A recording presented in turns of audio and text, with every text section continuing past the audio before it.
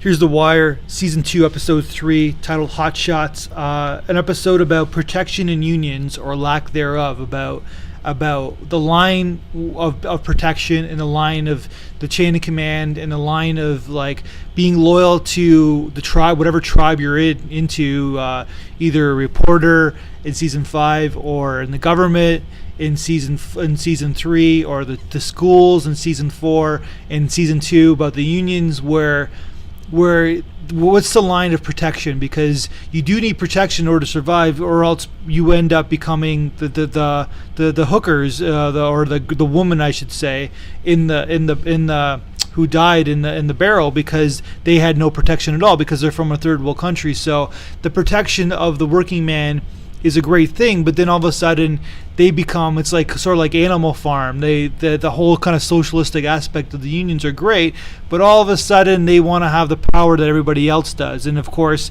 and then when the union analogy is there to protect the worker and basically and to help the worker and basically make sure that the persons who are the owners or whoever it is do not take all the money and basically use people as slaves, which is a great thing. But all of a sudden, when there's no more jobs anymore, the union is this powerful organization that's failing themselves. They're like their own little corporation, and they need to do something corrupt, and that's sort of what Frank Sabaka does, the union chief, who ends up being a really interesting character of Season 2.